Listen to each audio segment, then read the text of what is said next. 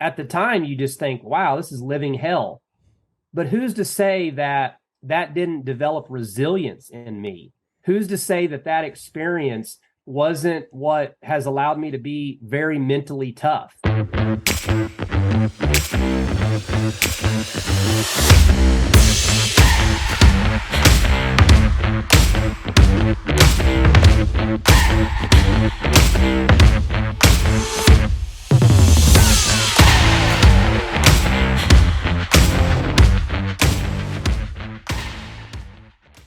Hey guys, welcome to another episode of Solid. I think we're episode 30. Is that right?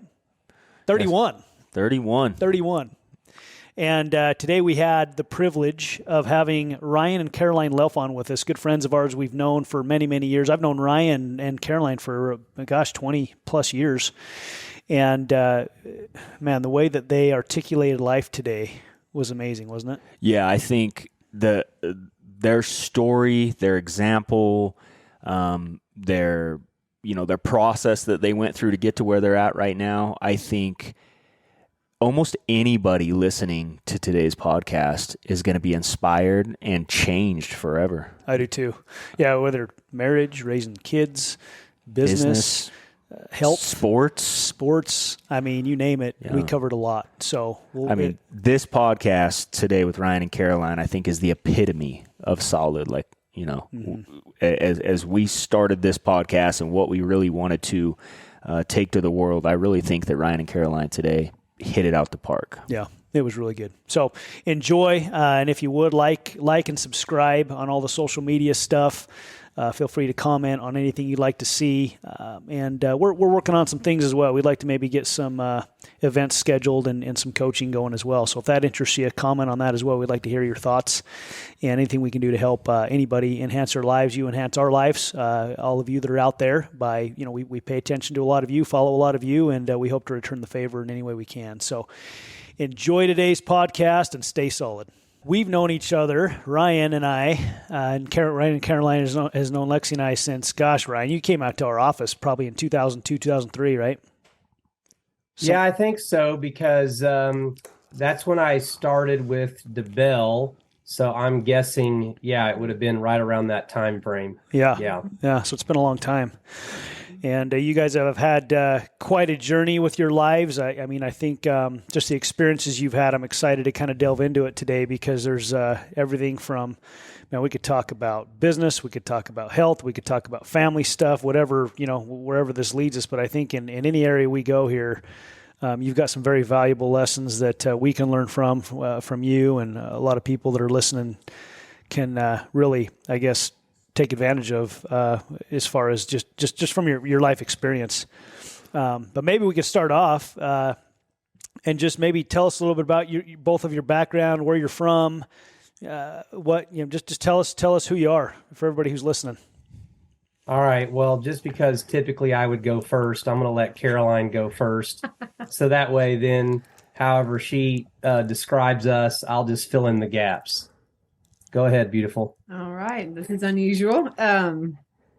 Well, for me and myself, as Ryan was talking before we started, I grew up in Puerto Rico, and then we moved to Oklahoma when I was 10 years old. So Ryan and I have known each other since I was 16. No, I was 14. He was 15. So since 1996. And we're high school sweethearts. So we dated throughout high school and got married right after high school, and been married how long?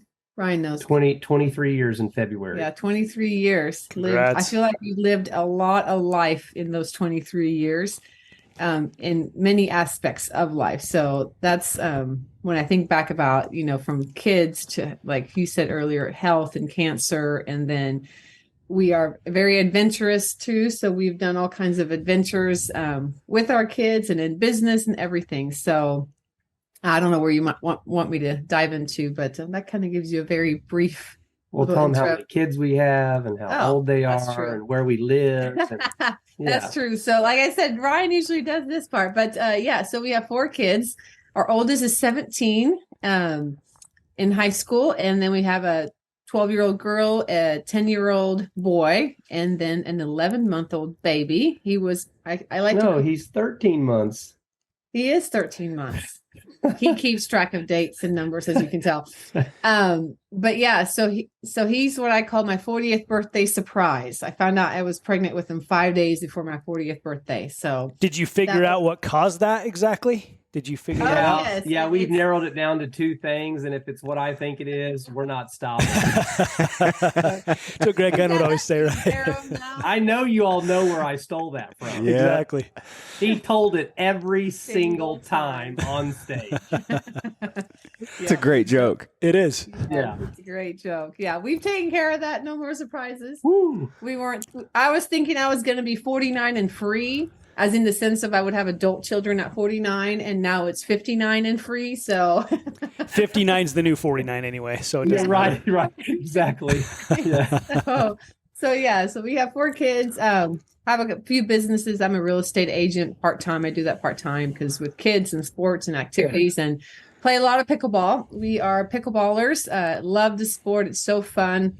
We love the strategy and the mental side of that sport. A lot of people, just think about pickleball because it's a fun, sport that really any age, any person can play. Mm-hmm. But we really enjoy the strategy and really thinking and mentality of playing pickleball. So, and we have multiple businesses, and we're just always on the go doing things. You can talk to us today, and we've got these things going on. And in 6 months, it might have shifted. It may be a little bit different. We may be living somewhere else. We do live in Tulsa, Oklahoma, but we're not stuck anywhere. We're very much, we flow with however life takes us. So I love it. Yeah, Well that's said. awesome. Well said. Yeah, that's really good. Yeah, pickleball's really big here where we live. There's a lot of people that do pickleball. Yeah, in fact, so many people play pickleball. You almost, if you don't make reservations on the court, you're not going to play. Right. Yeah. Yep. Well, I believe it. Yeah, they just recently estimated that according to how many people have gotten involved, the growth of the sport, the United States is short 10,000 courts to meet the current demand. My wife keeps telling us we need to build one in my backyard. I'm just not, haven't committed to that yet, but she keeps saying we need a pickleball court. Pickleball court / basketball court. Okay. Yeah. We plan to do that. If for no other reason than because we do enjoy it so much and we like to drill and work on stuff. We could the baby could be taking a nap and we could just step right outside instead of now we have to have a babysitter, or we have to do it when, our older kids can watch you know what I mean? In that sense, it would just, and it's such a social event. So if we had one at our house, we could invite a few couples over, make it a social event, play some pickleball, build relationships. It's just neat in that component. Yeah. Because we're getting a competitive element out of it that we haven't had since we were in high school and college. And one of the things that I've noticed about that is it makes me a better dad. I forgot how nervous I get. Mm-hmm. And so it's made me more empathetic with my children who play competitive sports. And I have a lot more grace with what they're going through because I couldn't remember. I mean, that was 30 years ago. Mm-hmm. And so I love that. And then we have really neat friends and people that we've met in the community. And then for us, to be in our 40s, to have 4 children, and to have something that we get physical exercise with, mental stimulation, and we get to do it together. So Caroline's love language is quality time. This now brings us together instead of if she was just playing it or I was just playing it, it would actually pull us apart. Yeah. So we've had a couple of times where we took the kids and we made it kind of like a little vacation.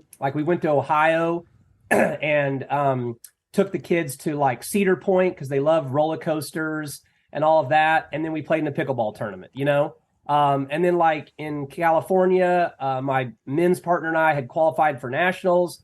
We got our family to take care of the baby for us for a few days, and we got 5 days, no kids, great weather. I played in nationals. We got to watch the pros, and we just kind of, it was the first time we had been away from the baby in a year. So it's it actually is enhancing other aspects of our life. And that's part of why we have such a love for it, because it's actually adding value to us, which is really cool. That is awesome. That is awesome. I doing it together, building those relationships together, that's incredible. one of the things I've admired about you guys, you talked about, Caroline, you talked about just you're always open to changing, and just you go with the flow to some extent, and you're able to adapt. And I just want to get into both of your heads on how you've learned to do that, because starting out in the financial service industry, you guys were very successful there, and then you changed careers there, and then I don't even know all the things you've done, but I know you've done a lot of stuff. And in the midst of all that, you've had to deal with cancer and beating that, and just you've just done so many different things. But I mean, I don't even know how to ask, but I think the thing I've always noticed has always been Ryan and Caroline, right? It wasn't. I mean, you guys have always been an incredible team, and I've always respected that. And it's cool to hear you, so many years later, it's the same thing. It's awesome.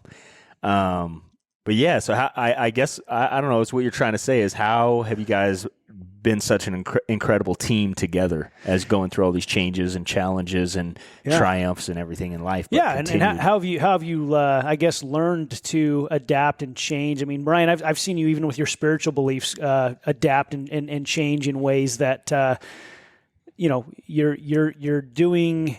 I don't even know how to explain it. I guess what you feel is right for you guys, and you're not worried about what everyone else thinks of you, is what I see, and I respect that. Yeah. So maybe you can talk about whatever direction you want to go there. I want to hear. I don't know where you want to start. If you want, I think there's been many defining moments that's helped us to learn about going with the flow. But I like to say that when I was 10 years old, we moved from the island of Puerto Rico to Oklahoma, and I remember my mom said, "Here's one box. What you put in it is what you get, and everything else stays." And I think for me, that was a defining moment in life as a little kid going, I didn't need a lot of things. I could just put whatever I felt was most important to me. I'm sure I put in toys that mean nothing at this point, but to me at that point they did. And I moved to Oklahoma I knew a couple family members, and that was it. And I've always remembered that moment when mom comes into my room with that box and just said, "This is what you get." Cause we can't drive out of the island to Oklahoma. So it's costly to obviously move from an island to the States. So I always go back to that moment. Like, that was just a teaching moment that so many of us hold on to so many things in life, and even people and even location, that helped me see as a young person that I'm sure I was scared. I'm sure I was nervous, but that whole decision for my mom to decide to move us from Puerto Rico to Oklahoma was one of the best decisions she made in her life. And it taught me that I could leave all these things that didn't really, really matter, because what mattered is that I was with my mom, with my brother, and it was me. Like, I'm there. So I always feel like that really helped me then in my teenage years and obviously into adulthood to let go of things. That the physical stuff doesn't really matter that much. Awesome. Real quick on that, because I feel like a lot of people, like with things, right? If we're just talking about things or even places like where somebody lives, a lot of times that's their identity, right? Do you feel like that going through that situation, it really, moving from Puerto Rico to Oklahoma, and understanding that at a young age, that it maybe impacted how you saw yourself and where you found your identity as an individual?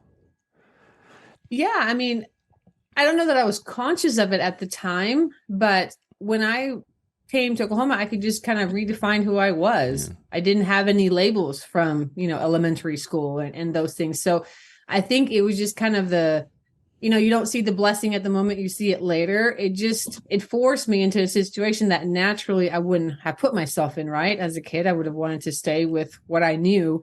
But do you think your mom was conscious about that, or no? I think it was all unconscious, and it was then later seeing it for more. How has that helped you with happiness, enjoying your life? That kind of mentality, not focused on things, but those things aren't the important things in life, right? I mean, how has that helped? Yeah, no, and I mean it's helped in every aspect, because I mean, we have done that where we've moved and pretty much have left everything behind when we lived in an RV for a couple of years. I think it's just the whole, just the overall thinking of how I view things in life. Like, it's not as important to me, because as a young person, I learned that I could leave somewhere and then find happiness and find happiness in myself and with new people. By just letting it be. I don't really know that I can consciously say this is exactly how. I'm okay with it. Like, I'm like, all right, new adventure, new thing. We'll just see what happens. We'll create new things. And yeah, it was a blessing in disguise that I didn't see it until many years later. It's awesome. Really cool. Yeah, and I think going back to my childhood, I went to a small private school that my dad used to be the principal of. But by the time I was in 6th grade, I was starting to play sports, and the small private school didn't really have any sports.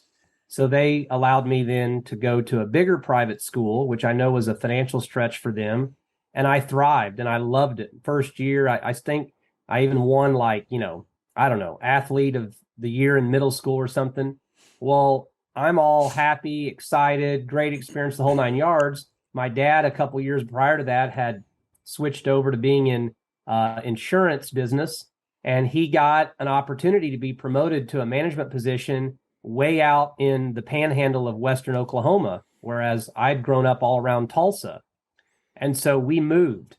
And so I went from like one of my favorite years as a kid to 8th grade. At the time, felt like living hell.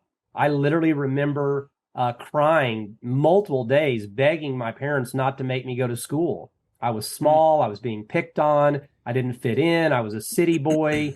I went from athlete of the year to not even making the basketball team. I was devastated. I mean, it was horrible. I mean, I hated life. And it got better as a 9th grader. But, kids were, if I fell asleep on the bus, kids would throw gum in my hair. I mean, I got thrown in lockers. I mean, it was not fun. And at the time, you just think, wow, this is living hell. But who's to say that didn't develop resilience in me? Who's to say that experience wasn't what has allowed me to be very mentally tough? I mean, how do I know that then fast forward, from being 12, 13, 14 to being 35 and told I've got 3 months to live? How do I know that experience isn't the seeds that were planted that gave me something within myself that said, I can do hard things. I can get through stuff that's in front of me. I don't know. My perspective is I value and appreciate everything that I've experienced. I hate nothing. I hate no one. So if you've wronged me, I may have created a boundary and I may not be interested in doing life with you anymore, but you may have helped me have greater perspective because you wronged me. You may help me have greater empathy with someone else that's going through a similar situation. Or because I was bullied or because I went through this, maybe that gave me a mental toughness, a perseverance, a resilience that otherwise I might not have had. And if I hadn't had it, maybe I wouldn't be here today. Maybe my wife would have had been a widow in her 30s, or maybe my kids would be without a father. So it is unfortunate that at times abuse happens or violence or anything that we perceive as tough, challenging, difficult, but this is an impermanent experience. And if you're willing to set and be still for a moment and acknowledge what life actually really is, not the illusion you were taught, not the, pretense that so many live under, but you actually are willing to acknowledge what this whole deal actually is. It's an unknown, crazy, wild adventure that is completely impermanent, and none of us have any idea how it all came about, why we're really here, or where you go from there. We all have speculation. We all do our best. So those conclusions have allowed me to be more present. They've allowed me to go, whatever's in front of me might really suck. But what I'm going to affirm in myself is I'm capable of navigating it. And something, somehow, I may not be able to see it now, something is going to come out of this that's going to cause me to evolve, grow, or feel joy and satisfaction, or a combination of both. And so I just think, if you are open to the idea that if you change the way you look at something, the thing you're looking at will change, then that's like our way of life. Are we perfect at it? No. Do we still have moments of getting frustrated or being human? Yeah, but they're few and far between, because this is how we operate day in and day out. What's the lesson? What's the opportunity? Are we like in denial that something really shitty happen? No. Do we acknowledge it sucks? Absolutely. Are we going to remain victims? Not a chance. There's going to be a higher perspective. There's going to be something that will work out. We just maybe can't see it yet. So that's part of how you trust the process. That's how you adapt. That's how you let go. And you just keep coming back to the present, because the now is all we have. So right now, I'm here with her. I got her. Our family's intact. I don't know what tomorrow might hold. I'm not going to worry about it. And if it ends up being challenging, well, I'm capable of navigating it. Otherwise, I'm just going to keep being grateful for what a blessing it is to be alive and focus on all the wonderful things I get to experience for being human. So quality of life, I got a question. So let's say there's a scale of 1 to 10, 10 being the highest, 1 being life sucks. One, what would you say is your current quality of life? I think 10. Okay, 10. Okay, I figured you were going to say that. And then what are some of the key things that have got you to a 10, and how do you keep it at a 10? Answer that for us, if you would. Well, I think it's being content. So I remember when I was younger, I had all these, everybody teaches you to do all goals and dreams and do these vision boards. And that's all well and good. But when there's a thing about contentment, knowing that, yeah, I have things I'm striving for. Yeah, I have things I have goals with, but being okay with the process, being okay with the now. So many of us there's two types of people. There's the person that's thinking about what they should have done. And then there's a person that's wishing it was better, like in the future, versus being present. So I think one of the biggest things Ryan and I have learned through all these years in adulthood is when you're living in the present and you be content with just what is. Like, I could name a handful of things that I'm like, if I really wanted to start thinking about it, maybe I would want different at this moment. But I could name a lot of things that I'm very just content and happy with.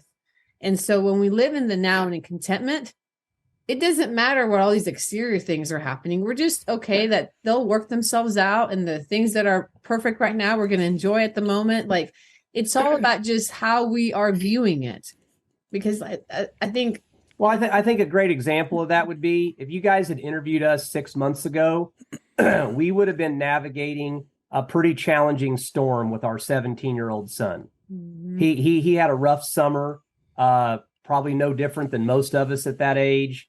He made some challenging decisions. He kind of got into some circles that weren't serving him very well. And it was not easy. Like, if we were to truly open up and be transparent about all that we went through, you would be blown away at what we had to navigate, what we had to face. And it was downright scary. I'll just say this. He moved out and didn't even live with us for a month. That's the kind of seriousness we're talking about. Today, he has done a 180. He is graduating high school early. He is amazing. He lives at home. It's incredible. And you know what? From the outside, no one would have known, because we were the same people then that we are right now, because we're not going to be defined by what we're going through, what we drive, where we live, how things are going. There's still things we have to deal with, but at the core, we are who we are because we believe in the essence of who we are, and that can't be touched by a circumstance we're dealing with or even a success that we're having. We don't just all of a sudden magically become better people because we made a great investment choice. And we also didn't become bad parents because our son went through a difficulty. Like, we're not going to be on that roller coaster. You can't have inner peace living that way. So the reason our life is a 10, Brandon, is because we choose for it to be a 10. And it's not based on whether our circumstances are great all the time. It's because of the way we choose to show up, the way we are conscious about our own thoughts, being very self-aware of old programming or conditioning that can trip us up, and because we're more interested in living in our sweet spot than we are having some external thing tell us or validate that our life's good. Like, no, the reason we're blessed is because we believe we're blessed. We're not waiting for a certificate to arrive in the mail that says hey, you've got this much money in your bank account and you've made it this many years in marriage and you've this, and this. And so now you qualify to be considered a blessed human. That certificate ain't coming, bro. Right. Like, it's not coming. So big. So yeah, I think that people that are blessed are the ones who just decide that they're blessed. Yeah. Yeah, Awesome. it's like I hear you guys talk, and and Caroline talking about being content, and Ryan, your perspective throughout all this, and I feel like I did a training this morning for a good friend, and one of the questions they were asked is about discipline, and I just said most people avoid uncomfortable situations, and it seems to me that as you're talking about this, you didn't avoid uncomfortable situations, which is really what creates, I think depression, anxiety, frustration. You actually confronted them with a positive attitude and a great mindset, knowing that that's where the growth has happened in the past and is leading you towards becoming a better human, right? So confronting those uncomfortable situations doesn't have to change your perspective about it, is what it sounds to me like you're saying. Is that right? Yeah, and we weren't always willing to do that. We haven't always been the way we are now, I mean, if you go back to just kind of give people a little bit of a kind of a Cliff Notes version, I mean, I first started out in financial services in 99. I think I actually originally joined before either one of you did. Mm-hmm. Yep. And I was involved for 2.5 years, 3 years. And I chose to do something unethical. And they actually removed me from the company. And I was no longer able to be involved. And it took 1.5 years before they allowed me to get back in. And I think in that time frame was actually when like Brandon got involved. So that gives you a little bit of an insight on where I was at, when I was 21, 22. And then after we got involved, I committed infidelity in our marriage in 2004. Okay. And we had to navigate that. We had to work through that. And kudos to Caroline. We didn't have any kids at that time. She could have just said, one and done, I'm out. I'm not interested in working this out. That was not what she chose. And so I get to benefit years later. And so does she. Kudos to her for having a vision for something beyond a poor choice on my end. Okay. And something that in many ways was worthy of her walking away from. And how could you have blamed her? She had every right. But that's not what she chose. And we jumped in and we grew from that. And that actually became a gift. And we grew. And then we moved from Oklahoma to Georgia. And we had a challenging 2.5 years because in many ways she forgave me and I didn't know how to forgive myself. And so from 2004 to 2009, I could never have enough success to feel good enough about myself. I was still self-deprecating. 2009, I actually wrote a suicide note on my phone. I don't want to live anymore. Now, I never attempted it or never eventually tried, but I was so miserable. And by the way, I'm making $20,000 a month. Okay, so it's not like, from the outside, everybody would have thought, and I'm an outgoing personality. I mean, you talk about putting up the facade, and the veneer. I was great at that, but I was dying on the inside.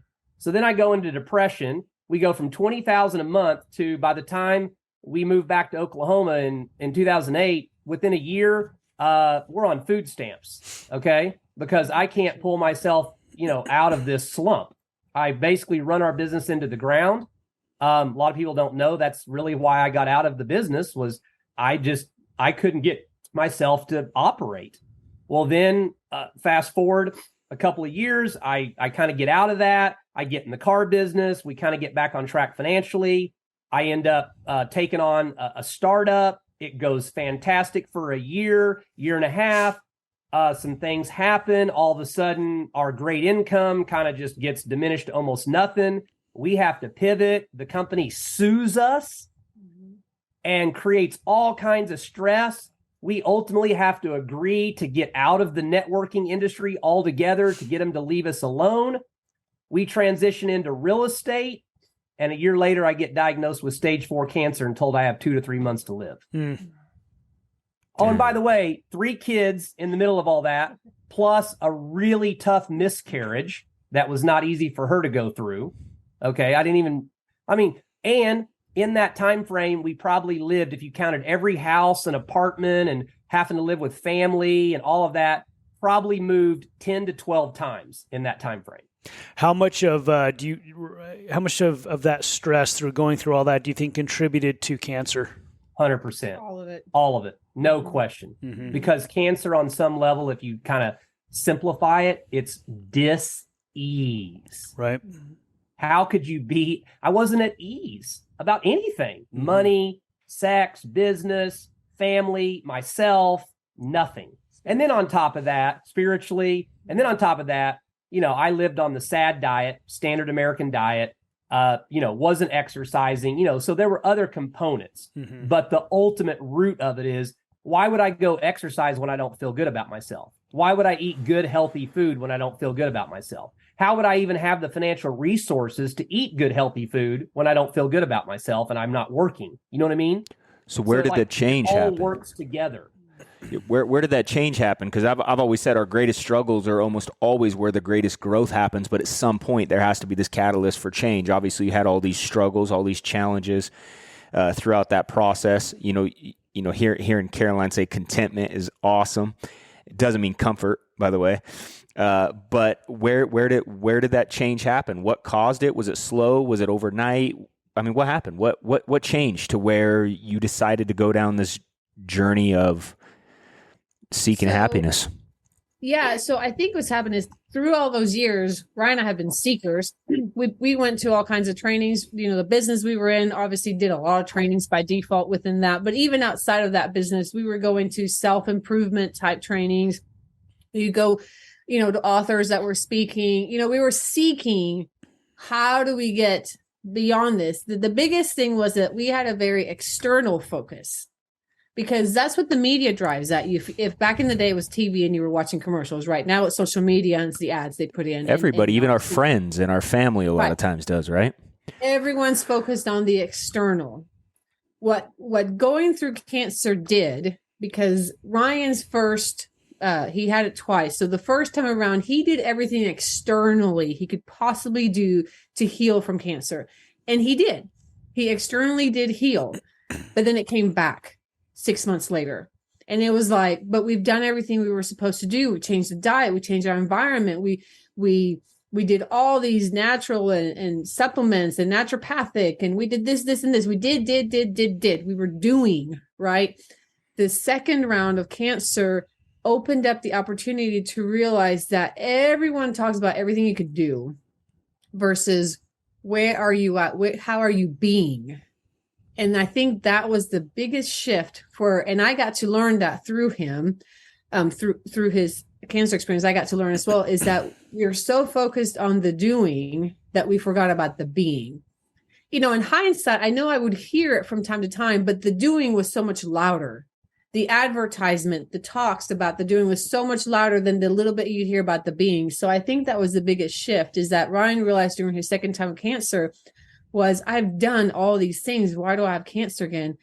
Oh, I've got to figure out what's going on inside my heart. And that's where the being became alive. That's where it finally, like the aha moment.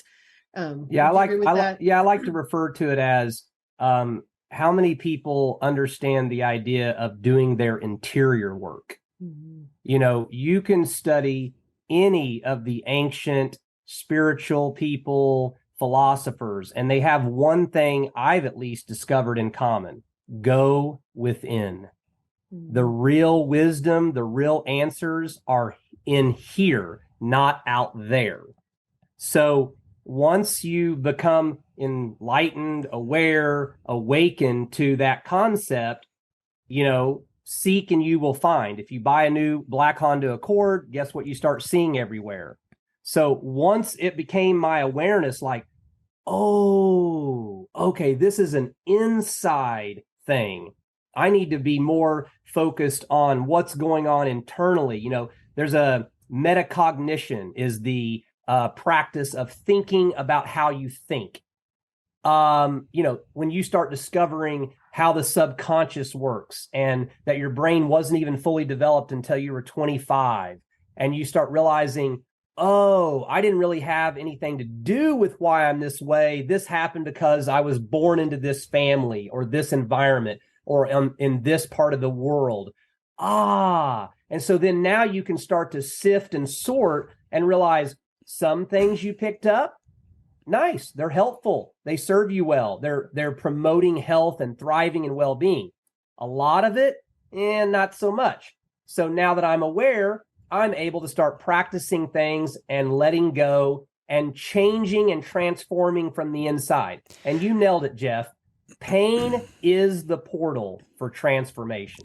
How specifically, Ryan and Caroline, does somebody work from the inside out? What are some tools? What's the work involved in doing that? Because it's not easy work. I kind of look at it as being is more like the meekness, which is quiet and nobody sees it, versus the doing's the loud, right? And the external. Stoicism. I'm reading a book right now, Meditations by Marcus Aurelius. I don't know if you've read it. Phenomenal book. But yeah, this is exactly, it's crazy. This is exactly what I read this morning. So yeah, I'd love to hear your perspective about that. Let me just give you a real, it's a good example, and it's where a lot of people are unwilling to go. So I'm in the middle of this cancer journey. As Caroline said, the first time was 14 months. I made all these radical changes, and it felt like we had slayed the dragon. And then you fast forward 6-7 months, I'm having a recurrence. It was initially a big blow to my ego. And then I had to kind of step back, and I started talking to the cancer. And I said, okay, what am I missing? There's obviously more to this. There's a component that I'm not getting or understanding. And you can refer to it as God, source, spirit, consciousness. I don't really get entangled in whose interpretation of that power or that force is more correct than others. I think that's a waste of time. What I do believe in is let's all tap into whatever that source, power, God is to the best of our ability so we can live great lives. And let's stop arguing about who's more right than the other. That is the dumbest thing in the history of the universe, by the way. Amen. In my opinion. Okay. So then it was like all of that started opening up for me. Okay. And I started realizing that all I had to do was be interested and open. So one of the questions I put out was, when did I start feeling like I was not good enough? Where did that start? And I believe, if I remember correctly, it wasn't like the answer just came to me like the next day. It might have been a couple of weeks, maybe even a month or two. And I'm pretty sure I was just driving in the car when it hit me. And something made me go back to when I was 4 or 5. I particularly was raised in a version of Christianity, in a pretty legalistic and strict religious home. And I was revealed that it was at age 4, I became conscious that I was being told that I was basically worthless, that I was a piece of crap, that I was a sinner, that I needed to be saved, and that there was all these things wrong with me. Really? Like, where did that idea and concept come from? And was I that way when I was born? Was I born flawed? And again, I'm not here to try to say what's right or wrong. I'm saying most people will never even question any of this. So I then realized it was at age 5 that I went down to the altar at church and asked to be saved. And that little boy was confused as hell. He could not understand what I needed to be saved from.